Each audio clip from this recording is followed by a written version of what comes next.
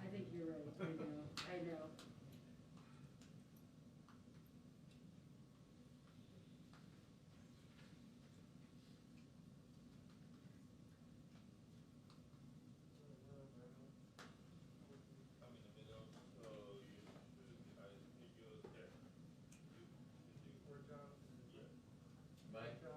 Am I in the wrong spot? Yeah. I am? Hold on. Am I supposed to be over there? No, you're supposed to be next to the camera. AP is in the. AP's in the hole. So where am I? So you're next to the camera. I'm here? Oh, yeah. Well, where's that? Everything's in there. So you're mid wall? Hi, everyone.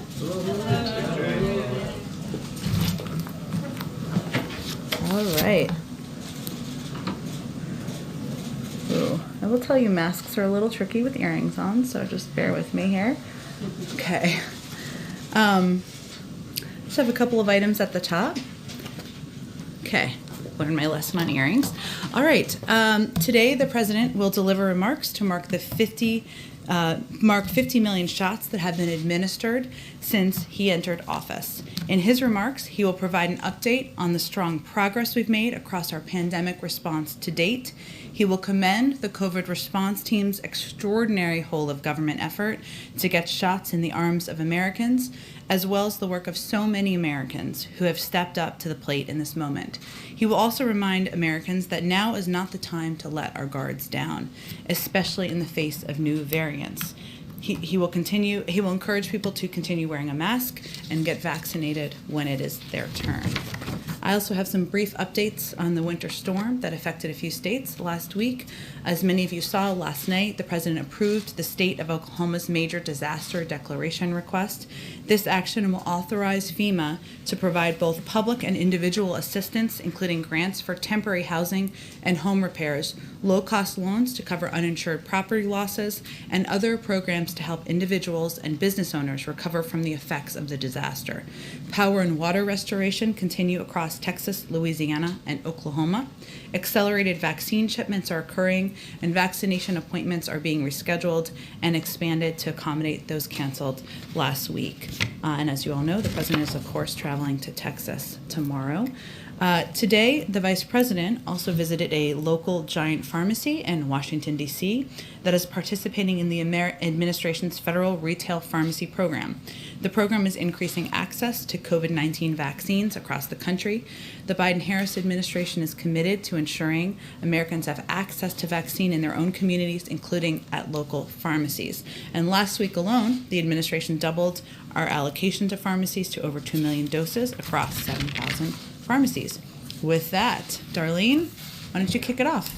Great. I have a question to start off with about Neera Tanden. Mm-hmm. So when she tweeted that, quote, a vampire has more heart than Ted Cruz, when she compared Senator McConnell to Voldemort, and when she called Senator Collins, quote, the worst, did those comments meet the president's standard of treating everyone with dignity and respect? Well, first I'll note that when Neera Tanden testified just a few weeks ago, she apologized for her past comments and that she would be joining an administration where, as we've noted in here, there's an expectation of a high bar of civility and engagement, whether that's on social media or in person, and we certainly expect she would meet that bar.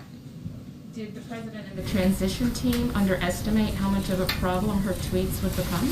The president nominated Neera Tanden because she is qualified, because she's experienced, because she has a record of working with people who agree with her and disagree with her, and she has decades of experience, and plus she has lived experience of her own, having benefited from a number of the programs that she would oversee as a daughter of a single parent and somebody who benefited from food stamps at certain points in time. She would bring a new perspective to the role. That's why he nominated her to the job and why we're continuing to fight for her confirmation. On the 50 millionth shot this afternoon, is the White House able to say where and when that shot was administered, what state, even some characteristics about who may have received it? Yeah, it's a great question. I think the challenge is that we get data in from so many different sources on a daily basis, from states, from pharmacies, from mass vaccination sites, that we hit that point, hit the 50 millionth shot sometime yesterday, if not a little bit before, but we can't fine tune exactly the person who hit that point, who hit that shot. Thank you. Sure. Go ahead.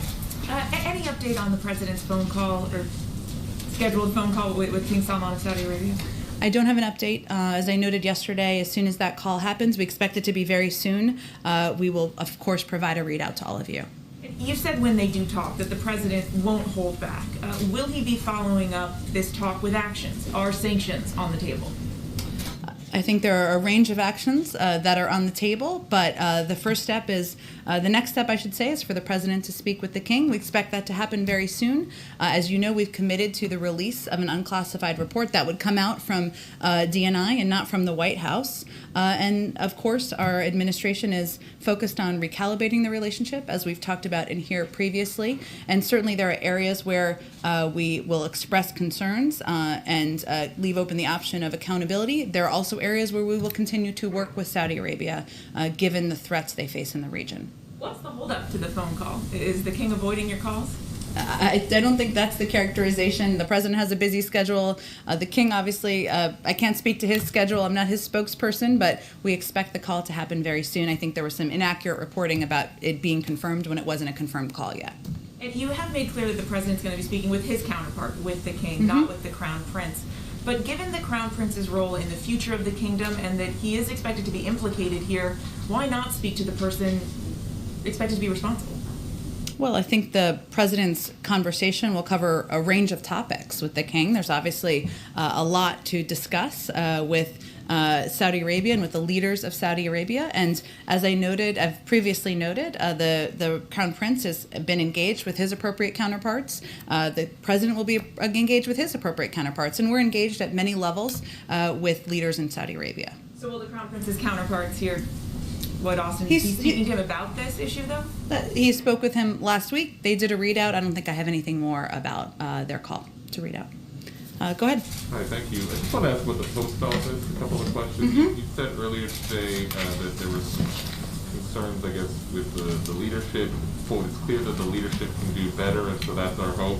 Can you clarify whether you want to change in the Postmaster General now that you've named new members to the board? And secondly, they've announced the purchase of a new fleet. The president, of course, announced on January 27th a study pursued aiming at electrifying the government fleet, including the post office. Only 10% of the fleet they've announced they're buying will be electric.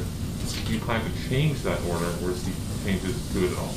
Sure. The second question, I'll have to follow up on more specifics on it. That is certainly something the president's committed to. I don't have an update on it, but I can venture to get one for you. On the first question, some people may not be following this as closely as you and I have, so let me just give a little more context. Of course, the president is committed to the Postal Service's success, which is why yesterday he nominated 3 extremely qualified individuals to fill the empty spots on the Board of Governors, Anton Hajar, Amber McReynolds, and Ron Stroman. And the American people highly value the Postal Service and the men and women who deliver our mail every day, and we're working hard to do exactly that. But I think we can all agree, most Americans would agree, that the Postal Service needs leadership that can and will do a better job. Now, as you know, but not everybody knows, it's up to the Board of Governors, of which we just nominated 3 individuals to serve, to determine the future of leadership there, and we certainly leave it up to their discretion. Sounds like you're signaling that the board could take a look at it. Does the president have confidence in the current Postmaster General? I think the president is certainly familiar with the process. He believes the leadership can do better, and we're eager to have the Board of Governors in place. Can I have a slightly separate subject? You may have seen that GameStop is spiking again, as are similar stocks, or stonks, dare I call them. Do you have views on whether the SEC or the administration, the Treasury Secretary, will weigh in if we continue to see these sort of meme stocks fluctuating and spiking like this? Well, as you know, the SEC has oversight, I should say, and certainly has been watching it closely, monitoring it closely. The Treasury Secretary also convened a meeting just a few weeks ago, but I would certainly send you to them on what their plans are for monitoring engagement or speaking to it. There's been no update since that meeting? I would send you directly to them to give any update on their progress and how they're monitoring it. Sure, go ahead. The president's going to Texas tomorrow. He's obviously going to show empathy for the victims of the storm. Does he have a message for the leadership in Texas on how to better prepare for winter storms? And what can the federal government do to kind of coerce private industry there to better prepare? Well, let me first say that he'll be traveling for the most of the day with the governor, and they'll be surveying the damage, and I'm sure he'll be getting an update and briefings from him directly. The president doesn't view the crisis and the millions of people who have been impacted by it as a Democratic or Republican issue. He views it as an issue where he's eager to get relief, to tap into all the resources in the federal government to make sure the people of Texas know we're thinking about them, we're fighting for them, and we're going to continue working on this as they're recovering. There's plenty of time to have a policy discussion about better weatherization, better preparations, and I'm sure that's one that will be had. But right now, we're focused on getting relief to the people in the state, getting updated briefings, tapping into all of the levers of federal government. There's a lot of hearings on the Hill about how the Capitol Police responded or prior to the January 6th events. Mike Pence and his family were there that day. Secret Service had intelligence briefings, presumably. Is there any concern or review about how the Secret Service assessed intelligence briefings and whether there was any missteps on their part? Review by the Secret Service. I mean, Mike Pence and his family were at Capitol Hill that day. Clearly, there was intelligence out there that suggested things could happen. And curious to whether there's been any review by the Secret Service or ordered about the Secret Service actions that day. And how they handle it. I'd encourage you to reach out to the leadership of the Secret Service to get a further comment on it. Go ahead, Kristen. I'll come to you next. Thank you, Jen. A little bit of housekeeping, a follow-up on the Texas questions, if I could. Mm-hmm. Will President Biden invite Senator Cruz and Cornyn to Texas with him to travel on Air Force One?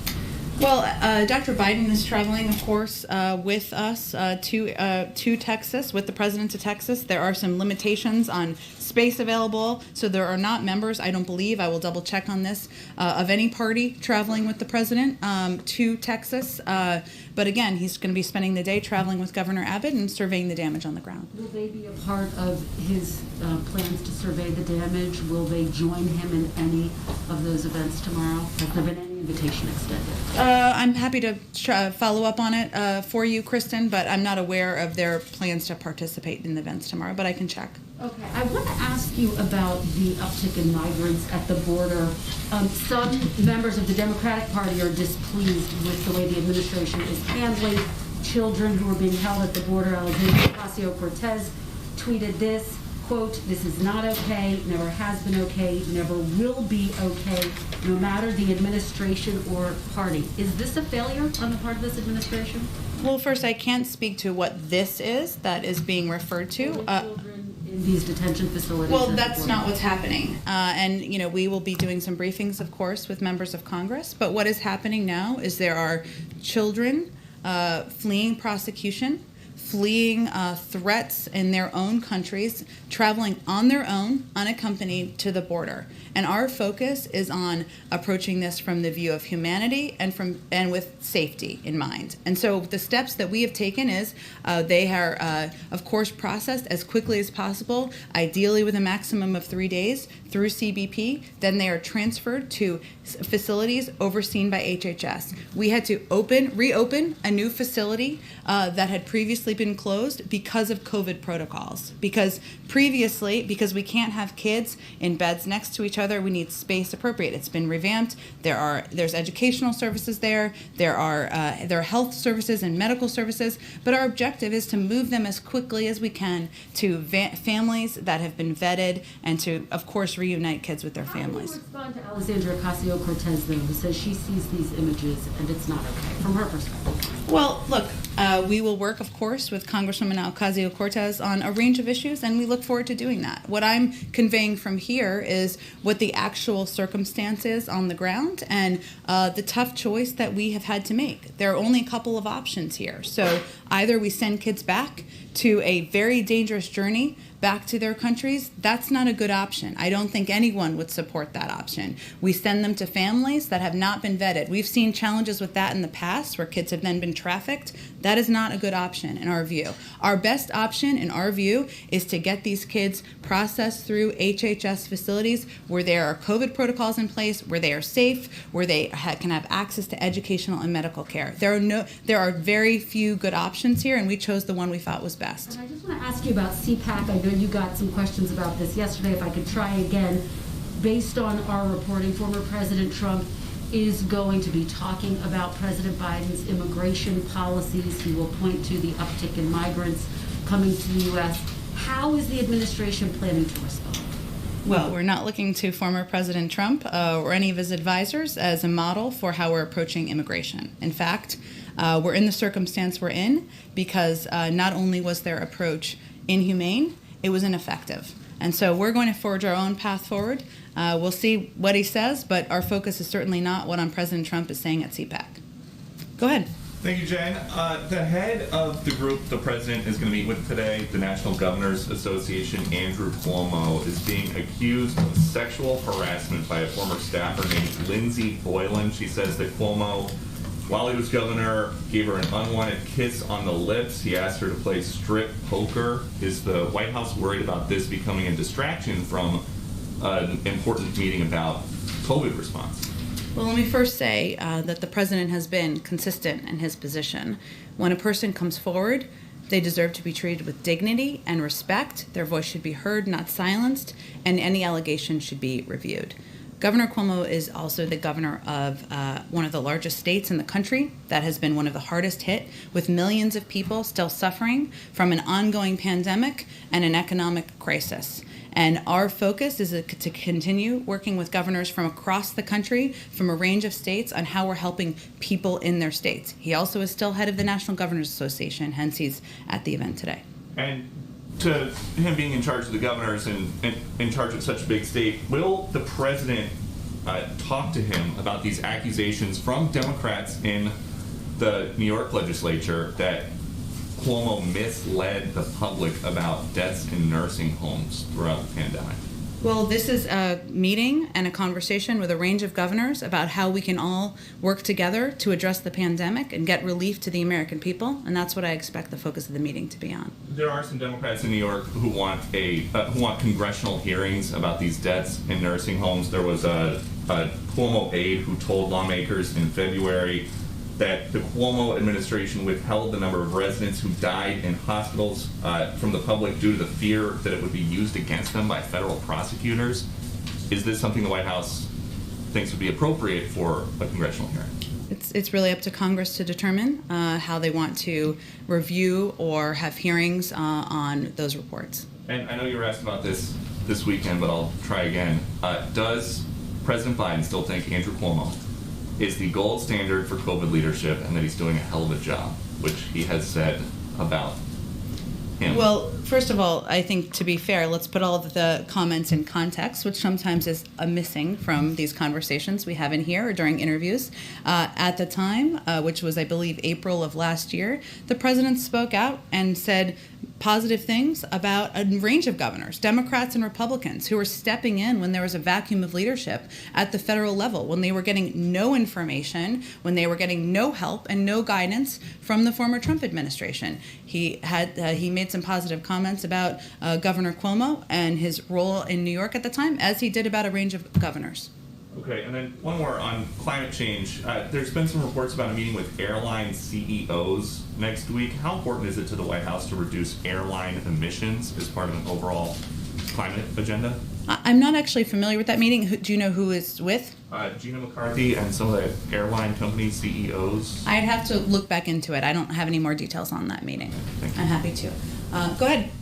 Thank you. Just want to follow up on the unaccompanied children.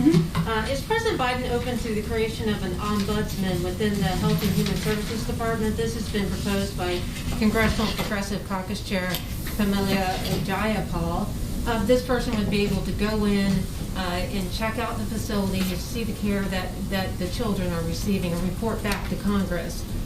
Would the administration support such a role within Health and Human Services?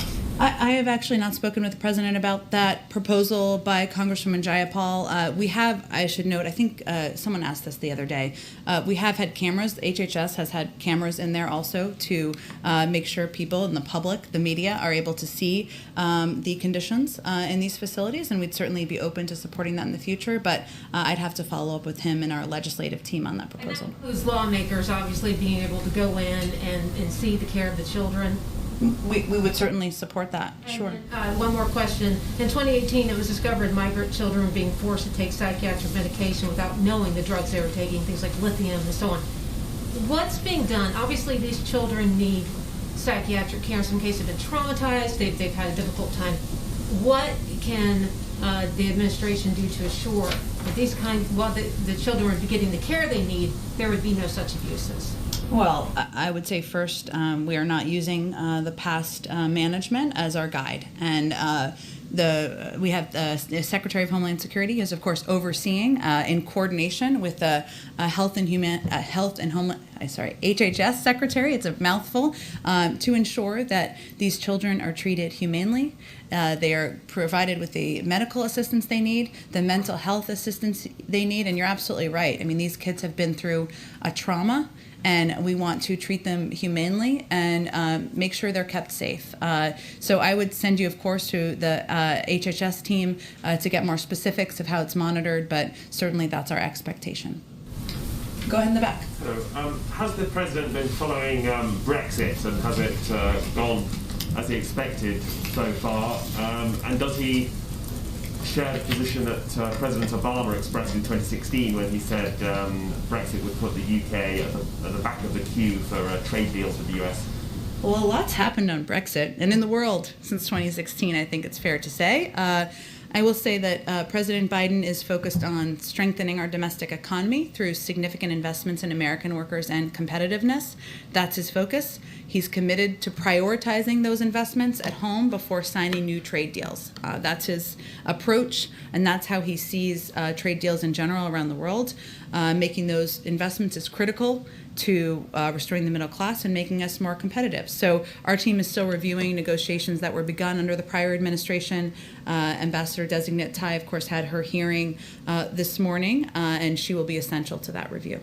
Has the president spoken to any leaders from Africa yet, and how concerned is he about competition from China in Africa? Well, certainly we've long been concerned. The United States has long been concerned about competition from China and Africa. We provide readouts whenever he does calls with foreign leaders, so he has not quite made it to every foreign leader at this point in time, but I'm sure that engagement with China and the bar and the we expect to be set would be part of those many of those discussions. Go ahead. Thanks, Jim. Senate Budget Committee Chairman Bernie Sanders said this week that he's open to using reconciliation to pass the president's infrastructure package. Is the president open to that approach, and has he spoken with Bernie Sanders about it? That would require having an infrastructure package, right, to decide how it would pass? Well, let me first say that our focus is on the American Rescue Plan. And, of course, the president has talked about what his Build Back Better agenda would look like on the campaign trail. Infrastructure is a part of it. He's been a long fan of investing in infrastructure, long outdated, long overdue, I should say. But he also wants to do more on caregiving, help our manufacturing sector, do more to strengthen access to affordable health care. So the size, the package, the components of it, the order, that has not yet been determined. And I feel like that's the next step. I don't expect the president or any of us will preview anything until we have the American Rescue Plan through. And just one more. The chief of staff said yesterday that the president would overrule the parliamentarian if she decides that you can't raise the minimum wage as part of this broader economic relief package. If that is the decision, what's the next step on raising the minimum wage? Does he expect to introduce a standalone bill? Would it be part of this upcoming economic, broader economic? Well, first let me say it would be a serious step for the vice president to take that step, and obviously she and the president respect the historic institution of the Senate, it would also require 50 votes. So it's not just a standalone step that any vice president could take. In terms of the minimum wage, we're still waiting for the conclusion of the parliamentarians' view on whether or not the raise in the minimum wage can be included, I should say, in the American Rescue Plan. That's where the process is at this stage in time. The president included an increase in the minimum wage because he believes it should be, it's long overdue, and American workers should not be struggling to make ends meet. But that's the next step, and we'll have to go from there. And just one more. Is the administration considering easing social distancing rules for unaccompanied minors in these detention facilities to allow more unaccompanied minors to be in the facility? I'm not aware of that consideration. I mean, one of the reasons that we opened this facility, revamped this facility, is because we did not want to put unaccompanied minors at risk, and we obviously follow CDC guidelines, which is 6 feet of separation. So my expectation is we would continue to follow those guidelines. Go ahead. Thanks, Jen. So March 21st is coming up as the first anniversary of border restrictions between the U.S. and Canada and Mexico. Back in October, Republicans and Democrats in Texas demanded that the Trump administration release a plan for reopening the border. These restrictions have obviously divided families. They've devastated the economy on the border. Can we expect a plan from the Biden administration anytime soon on potential border reopenings, and what would the parameters for that look like? I do expect there will be more on this soon. It would likely come from the State Department, so I would send you to them for an update on the status and the timeline. Go ahead. Thank you very much, Jen. I wanted to ask about the domestic terrorism review. The president asked for a 100-day domestic terrorism review. He had the DNI take charge of that and work closely with the FBI and DHS. What does the president expect to come out of that review at the end of 100 days? Does he want to see a report, a list of recommendations? What is he expecting to see, and what would we expect to see out of that review? Well, we have more than 60 days left until we hit 100 days. In terms of the format of what the review will look like, I would expect some form of a report. I don't know yet if it will include specific recommendations or if it will then launch a policy process. I can talk to our team and see if there's more specifics. Has the president been briefed and updated on the progress of that review? We're about 35 days into it. As you know, the president has daily meetings as a part of the PDB, and is certainly tracking threats to our homeland is a part of what's discussed there, but I don't have any update for you on updates on the overall report that's not due for more than 60 days. And what's the president's assessment now of the threat from domestic terrorism? We obviously saw domestic terrorists involved and groups, armed groups involved in the January 6th insurrection. In the subsequent weeks, how has that changed? Well, the reason that he asked his national security team to do a comprehensive review was so that he wasn't looking at it, and we weren't looking at it through the prism of one event versus another event or through a political lens. So I'm not going to be able to offer for you a day-by-day or week-by-week assessment. We're going to wait for this review to conclude, and then we'll use that as guidelines for our process and our policies moving forward. Go ahead, George. Thanks, Jen. I have a question for myself and then one for reporters who can't be here. On the budget, new presidents put their own stamp on the budget, and all recent new presidents have given a speech in February that talks about the budget, and then within a month or so submitted their revisions. Can you talk about what the president's timetable is, and how much it's affected by the fact that the pandemic, the less than cooperative transition, and the failure to confirm a director?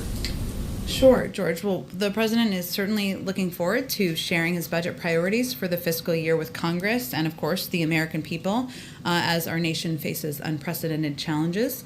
We anticipated during the transition, and we talked about it a bit during the transition, that the budget would be delayed due to some intransigence we encountered from political appointees at OMB during the transition. Those roadblocks definitely delayed the process. We have a strong team in place, of course, at OMB, many of whom are career officials who are working through administrations to put budgets together. But the lack of a confirmed head out of OMB certainly doesn't help to expedite the process. So we certainly anticipate it will be delayed. I don't have an exact timeline on it, but I wouldn't expect a budget rollout or announcement in February. Do you think it would be possible to give that kind of traditional speech, or does the pandemic make that impossible? A traditional budget speech? Speech to Congress. Well, I think we would be looking at a non-traditional approach to a joint session. I don't have any update on what that will look like at this point, simply because I don't think anyone could envision 500 members of Congress in there with a president of the United States during a pandemic, but I don't have any updates on the timeline or format. And the one from other reporters is sort of a follow-up to your earlier answer. When you do make the declassify the report on Saudis, will that come at the same time as you announce any kind of sanctions or actions, or is that a separate timetable for those two? I'm not going to be in a position to preview that. I would just say the unclassified report would be released from DNI, not from the White House. And I would just broadly remind you that oftentimes any actions related to global issues or don't come out of the White House. They come out of a range of agencies, but I don't have anything to preview for you at this point in time. Go ahead, Lala. Thank you. I would like to ask you about India and Pakistan today announced ceasefire along the shared border, including land of control. This was the first time, I think, after 2003 that they have announced this kind of ceasefire. What has White House to say on this? Well, the United States welcomes the joint statement between India and Pakistan that the two countries have agreed to maintain strict observance of a ceasefire along the line of control starting on February 25th. This is a positive step towards greater peace and stability in South Asia, which is in our shared interest, and we encourage both countries to keep building upon this progress. Is Pakistan doing enough in the fight against terrorism? I'm sorry, the masks always make it hard to hear people in the way back. Can you say that one more time? Is Pakistan doing enough in the fight against terrorism? Well, of course, we remain closely engaged with a range of leaders and officials in the region, including those in Pakistan. But in terms of an assessment of that, I would point you to the State Department or the Intelligence Department. Yesterday, President issued a proclamation in which he revoked his predecessor's policy on issuing of new green cards to those people who are outside the country. There are a lot of legal immigrants within the country, and they want to make this country as their home, but they're having a decade-long wait for the issue of green cards, so that once they get it, the potential is unfolded. They can open their company, they can have the startups, and they give employment, create employment, generate employment in this country. What's the present message to those legal immigrants in this country? Well, the president believes that it's important and long overdue to put in place immigration, to modernize our immigration system, and that includes taking steps to help ensure that high-skilled workers can stay in the country and can go through the proper process to stay in the country. So we're eager to work with Democrats and Republicans in Congress to get that done. One more finally one. Several Republicans on the Hill, and including Nikki Haley, the former U.S. ambassador to the UN, are urging President Biden to not to participate in next week's Chinese Winter Olympics. Has the president taken a decision on that? There hasn't been a final decision made on that, and of course we would look for guidance from the U.S. Olympic Committee. Go ahead. Thank you, Chad. Back on immigration, do you believe that you have a crisis at the border, and is the government now acting as if you had a crisis at the border? Well, certainly, having unaccompanied minors travel across the border, and so many that we had to open new facilities, is something that we take incredibly seriously, and we are eager to, of course, address humanely and with the focus of keeping them safe. I don't think I'm going to put new labels on it from here or from the podium, but it is a priority of the administration. It's a priority of our Secretary of Homeland Security, and certainly of the President, who's kept abreast of the developments. On family reunification, the pro bono lawyers that have been working with the families and trying to get them together announced yesterday that about 100 families have been reunited from those 600 kids that were in the system and lost. Has the government been working with those pro bono lawyers as well to to get that process going? Well, this program is being overseen, the Family Reunification Task Force, by the Department of Homeland Security, by our Secretary of Homeland Security. Of course, he will be doing an official report at about the 120-day mark, but I would send you to them for any updates or status of our work with those lawyers. And on the Texas ruling about the 100-day moratorium on deportation, will the government appeal to a higher court? Will the legal process continue? Well, let me first say a couple of things about this, because we haven't talked about this in the last couple of days. The pause on deportations was a time to reset our enforcement priorities so that we focus on threats to national security and public safety, as opposed to mothers and fathers who are longstanding members of our community, who are in many cases performing essential work during the pandemic. So the Department of Homeland Security has put in place interim enforcement priorities and is reviewing the prior administration's policies and practices.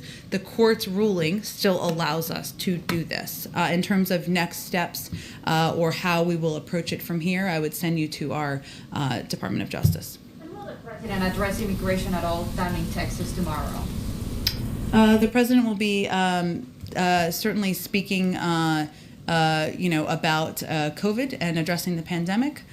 He will also be speaking about the impact of the storm on the people of the state. And I know immigration is an issue on the minds of many people there, but I don't have anything to preview in terms of whether he'll address it while he's there. Go ahead, Josh. Ahead of the vaccine event this afternoon, the president has made equity a key part of his response.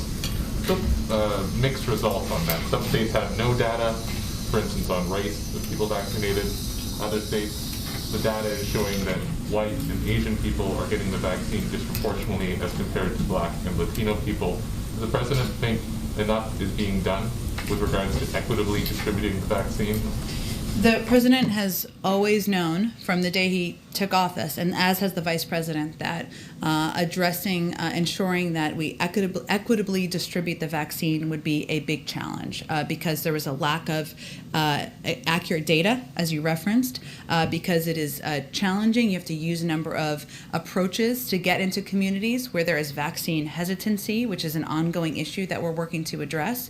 So, of course, he feels that there is more that needs to be done, and that there is more that across his team he will continue to encourage people to take action on. Now, there are a number of steps, including partnering with community and faith-based organizations, enhancing public transit options, working, of course, distributing vaccines to pharmacies, opening mass vaccination sites, that we are taking as an administration to more equitably distribute the vaccine. But there's more work to be done, and we expect as we get to the point where there are enough vaccines for Americans, 300 million by the time we get to the end of July, or if not sooner, that one of the challenges will be, ensuring it's equitably distributed and that people who are have a history of vaccine hesitancy take the vaccine.